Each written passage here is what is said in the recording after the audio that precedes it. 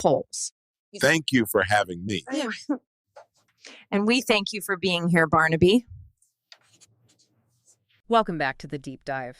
Now, if you're looking at investing in mobile home parks, chances are you spend most of your time, maybe 90%, thinking about lot rent, occupancy, that curb appeal stuff. Right. You hear it everywhere, don't you? Just raise the rents, raise the value. It's the mantra. Exactly. But based on the sources we've pulled together today, we're going deeper, like way beneath the surface, to look at what might be the real source of risk and maybe leverage in MHP valuation. That's right. We're talking infrastructure. You know, that hidden maze of pipes, the pumps, the permits, everything that's literally under the ground. Okay.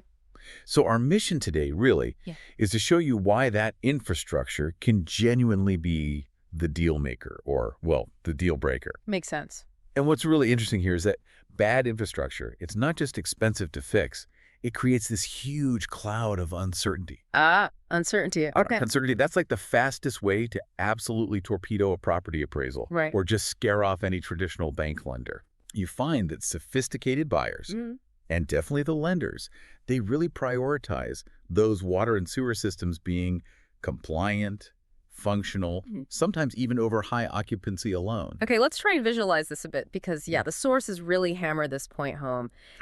Infrastructure is like the non-negotiable foundation for the whole valuation. You could have this park, right? Looks perfect, manicured lawns, great tenants, everything seems fine. Yeah. But then, say a sewer line backs up, or maybe a main water valve just bursts while a potential buyer is walking the property, maybe with their lender. Oh, yeah. Nightmare scenario. That deal just went from, say, $1.2 million to, I'll get back to you in like 5 minutes flat. It's the physical proof of future liability right there. Yeah. Buyers aren't just buying the income stream you have now. They're buying the promise that the income will be stable. Stable income, okay. So, yeah, paved roads look nice. They impress a buyer, sure. But having working, compliant, and really importantly, documented water and sewer systems, that's what seals the deal. Right. Because that demonstrates the stability, the predictability. That's what the financial world really, really values. So how does a buyer actually, measure that uncertainty? Is there a checklist they use or some kind of matrix they run the park through? Oh, absolutely. Because the risk must change massively depending on, city hookups versus private systems. Totally. Every savvy buyer mentally runs through this kind of 4-tier hierarchy of utility risk. It's almost automatic. Okay. And this classification, it connects the type of system directly to how much risk they perceive, and it tells them exactly what kind of due diligence they need to do. Instantly signals how much cash they might need to set aside for, potential failures. Okay, walk us through these tiers. Let's start with the low-risk one, the dream deal. Right, so that's level 1, that's city water plus city sewer. The buyer reaction is immediate. Dream deal. Basically minimal headaches. Makes sense. Because the maintenance, the regulatory stuff for both water supply and getting rid of the sewage, it all falls on the city, the municipality. Risk is way down. Okay, easy enough. Then level 2, that carries, moderate risk. That is city water plus septic. Now, this is usually, it's generally acceptable. But the buyer's first thought is, okay, I need to check out those drain fields. Yeah. And I need to see the pump out records. Right, because now there's some private responsibility involved. Exactly. You've got private responsibility for waste disposal. Maintenance comes into play. But hey, at least the water source itself is reliable. It's coming from the city. Gotcha. Okay, level 3. This is where the serious digging starts, you said. Well, plus septic. High risk category. Yep. Now you've got 2 private systems you're managing, water source and waste disposal. So the requirement, the demand from the buyer, it shifts dramatically. How so? Now it's, show me certified water tests. Show me detailed flow rates. Because you, the owner, you're responsible for the quality and the quantity of the drinking water. That's a huge liability. Plus, you still have the septic system to deal with. Wow, okay. And then the final level, level 4, extreme risk. Well, plus lagoon. That just sounds like a potential regulatory nightmare. It is definitely the highest level of risk, both financially and from a regulatory standpoint. Especially if the paperwork, the documentation is spotty or missing altogether. Right. The buyer reaction here is maximum caution. It's like, okay, hang on. Call my environmental lawyer before we even talk to the lender. Because lagoons, they can work fine in some rural areas, but they require really intense regulatory compliance permits, very specific maintenance.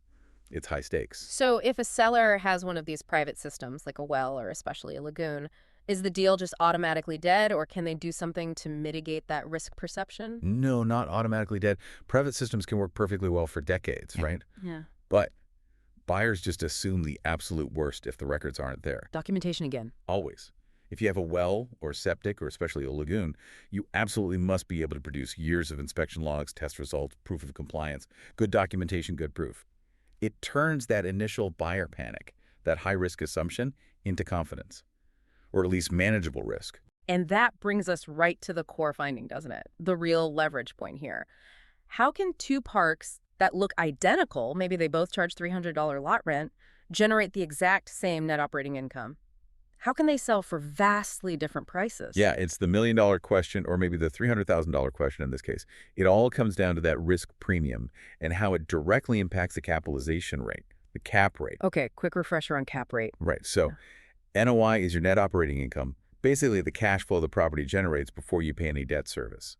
The cap rate isn't just some random number, it's the financial market's shorthand for risk. Lower risk? Lower risk premium means a lower cap rate, and here's the critical part.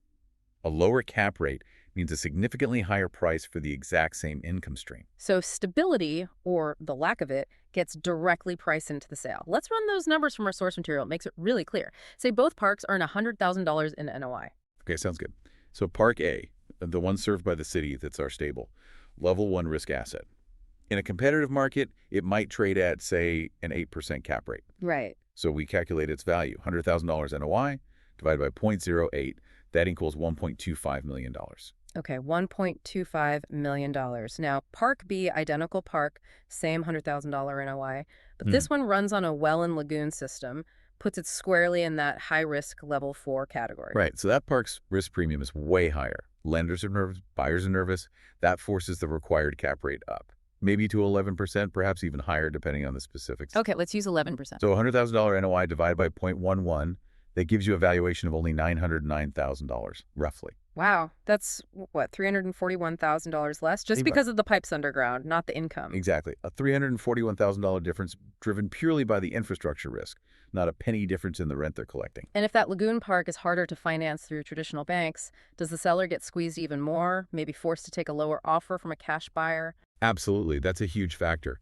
If the documentation is bad or the risk is just too high, it can easily make the property unfinanceable through normal channels. That shrinks your buyer pool dramatically. Maybe only cash buyers or specialized funds are left. And yeah, that drives the price down even further. It really hammers home that phrase you mentioned. Yeah, buyers don't mind raising rents. They mind raising manholes. Dealing with a major infrastructure failure, that's a massive, often sudden capital hit that can completely derail their whole investment plan. And even before a big failure, there's the day-to-day cost, right? Yeah. Those utility expenses. You called them the silent killer of NOI. They really are. Every gallon of water, every kilowatt of electricity that the park pays for, instead of the tenant, it directly eats away at that NOI number, the very number the valuation is based on. Okay, so how do owners fight that? What do buyers like to see? Right, buyers heavily prioritize parks that have figured this out. They want parks that have implemented one of two key solutions for recovering those utility costs, submetering or RUBS. Because that makes the NOI predictable. Exactly, predictable and protected. Submetering first. That sounds like the ideal, the gold standard. It generally is. You install individual meters, water, sometimes electric for each home. Simple concept. Tenants pay for exactly what they use. Right. It completely separates that expense liability from the park owner. It creates that stable, predictable NOI. And honestly, it makes the park operate more like a real professional utility system. Buyers love that. But what if you can't do that? Maybe the park layout, the way the pipes run, makes individual meters impossible or just way too expensive. Yeah, that happens. That's where RUBS comes in. Ratio Utility Billing System. It's the essential fallback plan. How does RUBS work? Basically, you take the total park usage for a utility, like water, and you divide that cost proportionally among the residents. Usually it's based on head count per home, or sometimes square footage or unit size. Is it as good as submetering? Well, it's not quite as precise, obviously. But it's way better than the park just eating the whole cost. A well-implemented RUBS system usually lets the owner recover something like 80 to 90% of the utility expense. Still does a great job protecting that NOI from creeping utility costs. Okay, let's switch gears back to the buyer doing their due diligence. You said they get forensic. What exactly are they doing? What detective work happens the minute they start looking at a park's utility setup? Okay, so they're immediately hunting for signs of problems, deferred maintenance, non-compliance, potential future costs. First thing, they pull the bills. The utility bills? Yep, the last 12 months minimum. Water bills, sewer bills, electric if it's master metered. And they don't just glance at them, they graph the usage month by month. What are they looking for? Spikes, unexpected jumps in usage that don't correlate with occupancy changes or seasonality. That's often the first sign of a hidden leak in the master system. And leaks are just cash pouring into the ground. And I bet they don't just trust the paper trail, right? They go... Oh, absolutely not. They physically walk the property, focusing on where the main lines are supposed to be. Often they bring a contractor with them. looking for? Looking for things like fresh patches in the asphalt, soft, soggy ground, standing water where it shouldn't be. Anything that hints at a recent, maybe undisclosed repair or an ongoing leak. They'll check every visible component too, like meter pits, making sure the registers are actually working, not stuck. And then the final piece, you keep mentioning the paperwork. Critically important. Yeah. They will insist on seeing permits for the systems. They want detailed, as-built maps drawings that show where the lines actually run, not just where they were planned to run 50 years ago. Right. And especially for any private systems, wells, septic lagoons, they need complete log. Inspection records, maintenance history, test results. And how the seller responds to that request matters. Hugely. If a seller can produce all these documents quickly, neatly organized, their credibility just skyrockets. It gives the buyer immense confidence. But if they, or say they can't find them, or the records are incomplete, the buyer immediately assumes the worst, and the offer, it drops fast. So transparency isn't just nice, it's valuable. Selling the proof is what gets you the top price. Okay, so for sellers listening right now wanting to maximize their park's value, what's the readiness checklist? What should they be doing before they list? Preparation is everything, and it has to happen before that listing hits the market. First, gather those last 12 months of utility bills. Be ready to explain any weird spikes. Okay. Second, document crystal clearly who pays for what. Is it the tenant? Is it the park? For every utility, no ambiguity. And for those parks with private systems, the higher risk levels 3 and 4. You absolutely have to show your work. Keep meticulous, easily understandable maintenance records for everything private. Wells, pumps, septic tanks, lift stations, lagoons. You need to demonstrate a consistent history of proactive upkeep and compliance. Makes sense. Anything else on the physical side? Yeah, actually organize the infrastructure itself. Label the water valves clearly. Mark the main shutoffs so someone new can find them in an emergency.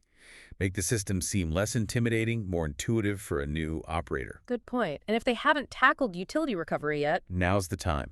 Install submeters if it's at all feasible. If not, at the very least, draft a formal, legally reviewed RUBS plan that's ready to be implemented basically on day one by the new owner. And be honest. Absolutely critical. If you know there's an issue, maybe a section of pipe that leaks intermittently, an aging pump that's probably on its last legs, disclose it up front. Even better, get repair quotes. Buyers aren't actually scared of complex systems or even systems needing repairs. They're scared of unknown, undisclosed problems popping up after closing. Right, the surprise factor. So let's talk about that proactive work, like actually replacing an old water line before selling. It sounds expensive, not very glamorous. Does it actually pay off for the seller? It is probably the least glamorous capital expenditure you can make in a park. Nobody gets excited about new PVC pipe. Yeah. But the return on investment can be fantastic, almost instant. How so? Let's use that example from the sources. Okay, so say you identify some old leaky main lines. You bite the bullet, spend $40,000 to replace them properly. 40 grand, okay. But that fix completely stops the leaks, right? Let's say it cuts your water loss, your water bill by $500 every single month. Okay, $500 a month savings, that's $6,000 a year. Exactly. $6,000 in brand new, verified net operating income just appeared on your books because you fixed the leaks. Ah, so you've increased the NOI. You've increased the NOI by $6,000. Right. Now, apply the cap rate math again. If the market values your now more stable, less leaky park at, say, a 9% cap rate, Right. that extra $6,000 in stable NOI translates directly to added value. $6,000 divided by 0.09. That's over $66,000 in added equity value to your park. Wait, so you spent $40,000 on a necessary repair, And because that fix increased the NOI and, importantly, increased buyer confidence and lowered the perceived risk, you got potentially $66,000 back in valuation before you even sold it. It's exactly an instant, 26% ROI on that $40K investment? Just realized through the valuation uplift before the transaction even closes. It's powerful stuff. That really is the ultimate takeaway, isn't it? While sellers might be fixated on the income statement, tweaking rents, the buyers, the lenders, they're laser focused on that risk assessment, the thing that determines the cap rate, the denominator in the value equation. It seems like the pipes and the permits really dictate the final price, maybe even more than the rent roll itself sometimes. They absolutely can. Sellers really, really need to walk their lines, check their paperwork, get their infrastructure house in order before they list. Because ultimately, the market is going to make you pay for your plumbing problems one way or another. How do you... Well, you either pay for it up front, proactively, by making the necessary repairs and upgrades, or you pay for it later through a massive discount on your cap rate because the buyer factors in that risk and future costs. So the final thought is, that difference between a $900,000 park and a $1.3 million park, it might literally come down to a leaky PVC fitting or a missing inspection report. It absolutely could. Remember, water lines don't just carry water. They carry confidence. Yeah. And confidence. That's the real currency of valuation in this game.